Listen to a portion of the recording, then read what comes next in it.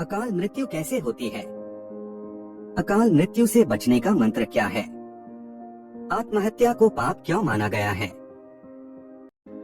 भगवद गीता में अर्जुन के पूछने पर भगवान श्री कृष्ण बताते हैं कि धरती पर जिस प्राणी में जन्म लिया है उसकी मौत भी तय है।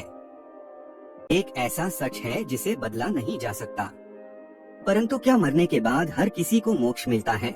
नहीं, इनमें से कुछ ऐसे भी होते हैं जिनकी आत्मा सदियों तक पृथ्वी लोक में ही रह जाती है। इसका कारण है उनकी अकाल मृत्यु हो जाती है। आपने कई बार देखा होगा कि आए दिन लोग सड़क दुर्घटना या फिर किसी आपदा का शिकार हो जाते हैं और अपनी जान गंवा बैठते हैं। ऐसी मौतों को धर्म शास्त्रों में अकाल मृत्यु कहा गया है। अकाल मृत्यु वह स्थिति है जब शरीर तो नष्ट हो जाता है लेकिन आत्मा संसार में ही बनी रह जाती है। लेकिन सवाल यह उठता है कि आखिर ऐसा क्यों होता है? अकाल मृत्यु के पीछे क्या कारण होता है और उसके बाद आत्मा का क्या होता है? आज के इस वीडियो में हम इसी के बारे विस्तार से जानेंगे। इस वीडियो में हम जानेंगे कि चलिए आज के वीडियो की शुरुआत करते हैं और जानते हैं अकाल मृत्यु बारे में सच्ची बातें। अकाल मृत्यु कैसे होती है? मित्रों, साधारण मृत्यु के बारे में तो हम सभी जानते हैं और समझते हैं, लेकिन अकाल मृत्यु का विषय ऐसा है कि इसके बारे में कई बातें कही जाती हैं। गरुड़ पुराण के 7वें अध्याय में लिखा गया है कि अगर कोई प्राणी भूख से तड़प कर मर जाता है या किसी हिंसक जानवर द्वारा मृत्यु हो जाती है या फिर जहरीला पदार्थ सेवन करने से या फिर पानी में डूबने से किसी मनुष्य की मौत हो जाती है तो ऐसे मनुष्य को अकाल मृत्यु की श्रेणी में रखा जाता है। अकाल मृत्यु क्यों होती है? दोस्तों, अकाल मृत्यु किसी भी कारण से हो सकती है, फिर चाहे वह किसी रोग के कारण हो यह दुर्घटना के कारण। ऐसे में मनुष्य अक्सर यही सोचता है को काश ये उनके साथ नहीं हुआ होता तो शायद इसकी मृत्यु नहीं होती। परंतु अकाल मृत्यु का कारण अनेक जन्मों में किए गए दुष्कर्म को बताया गया है। गरुड़ पुराण में इसी प्रसंग में गरुड़ जी ने श्री हरि से यह प्रश्न पूछा था, जब वेदों में मनुष्य की उम्र 100 साल निश्चित की गई है तो उनकी अकाल मृत्यु क्यों हो जाती है?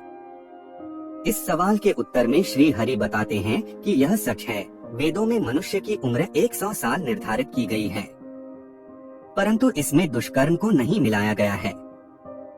यानी हर इंसान की मृत्यु तभी होती है जब उसके पास धर्म कार्यों के लिए शक्ति नहीं होती है या फिर उसका शरीर उसे धर्म कार्य करने की इजाजत नहीं देता। इसके अलावा जब कोई इंसान अपनी इच्छा से धर्म कार्यों को त्याग देता है तो पृथ्वी पर उसके जीवन की अवधि कम होती जाती है। देखा जाए तो हर इंसान का कर्म ही उसका धर्म होता है। मनुष्य की मृत्यु तब होती है जब उसके पास अपने इन कर्मों को निभाने की शक्ति या इच्छा नहीं होती। इंसान की उम्र भले ही 100 साल हो लेकिन अपने कर्मों के जरिए वह अपनी उम्र को खुद ही नष्ट करता चला जाता है।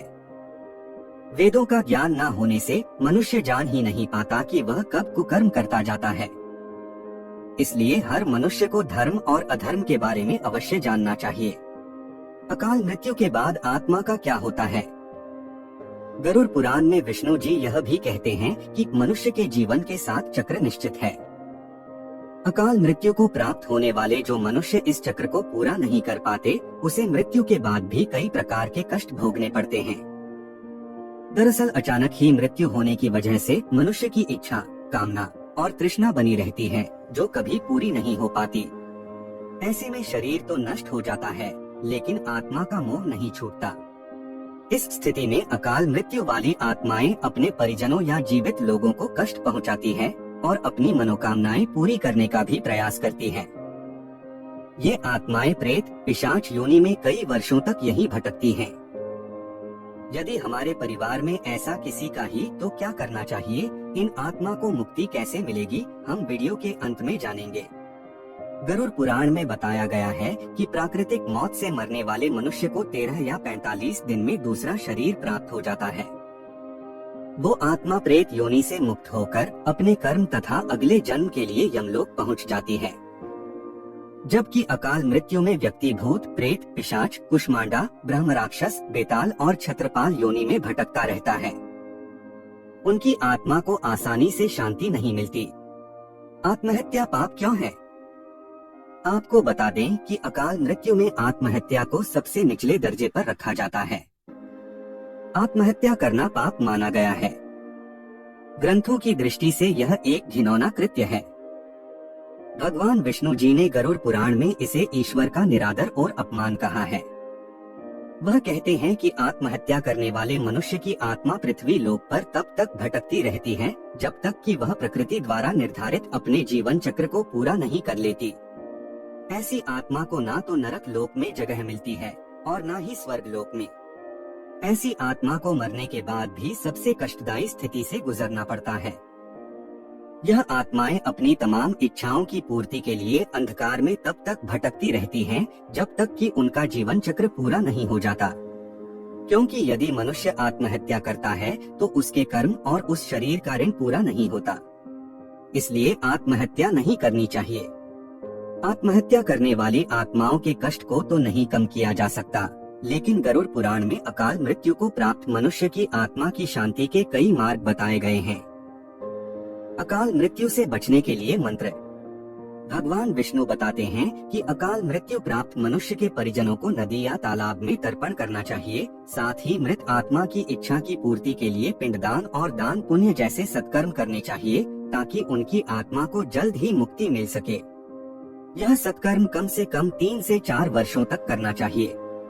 तब जाकर कहीं अकाल मृत आत्मा को मुक्ति मिल पाती है और उनके नए जीवन की शुरुआत होती है।